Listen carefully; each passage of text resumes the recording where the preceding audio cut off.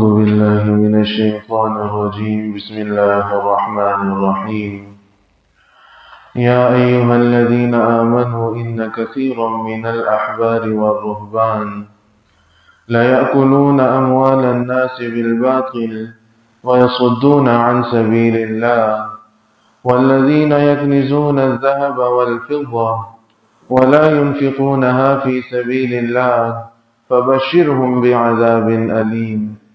يوم يحمى عليها في نار جهنم فتطوى بها جباههم وجنوبهم وظهورهم هذا ما كنزتم لأنفسكم فذوقوا ما كنتم تكنزون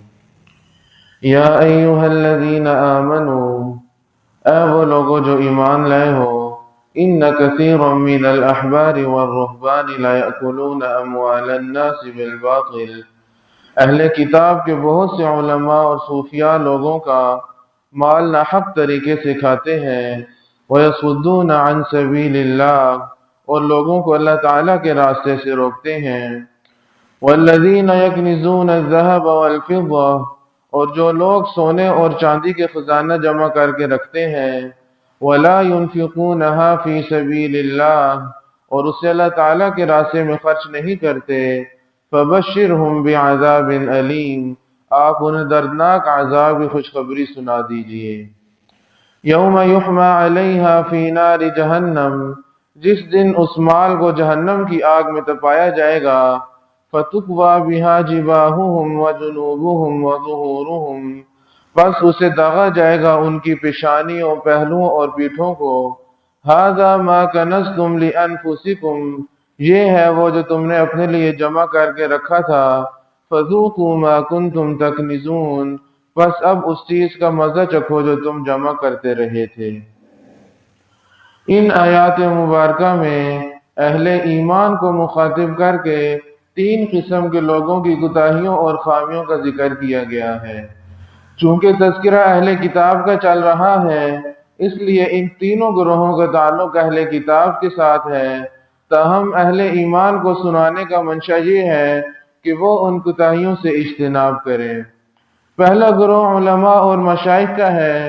اور دوسرا گروہ صوفیاء اور دنیا سے لا تعلق رہنے والے درویشوں کا ہے ان دونوں گروہوں کی سب سے بڑی کمزوری مال ہے یہ لوگ دین کی آڑ میں نذرانوں اور تحائف کے نام پر رشوت لیتے اور اپنی جیبیں گرم کرتے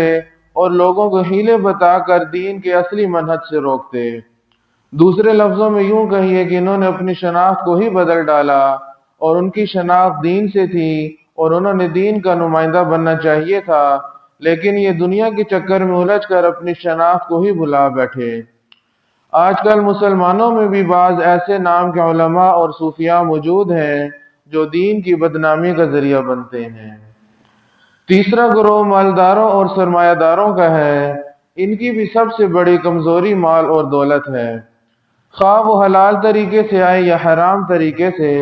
ان لوگوں کی خواہش ہے کہ مال اور دولت کے ڈھیر انبار جمع کرتے رہیں اللہ تعالیٰ کے نام پر خرچ کرنے کا انہیں حوصلہ نہیں ہوتا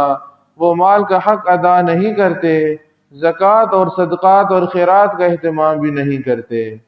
وہ اس بات سے بے خبر ہیں کہ ایک دن اسی مال و دولت کو جہنم کی آگ میں تپا کر ان کے جسم کے مختلف حصوں کو داغا جائے گا خاص طور پر پیشانی پہلو اور پیٹھ کو کیونکہ ان تینوں حصوں پر تکلیف کا احساس نہایت شدید اور پورے جسم پر ہوتا ہے اللہ تعالیٰ سے دعا ہے اللہ تعالیٰ قرآنی تعلیمات پر عمل کرنے کی توفیق عطا فرمائے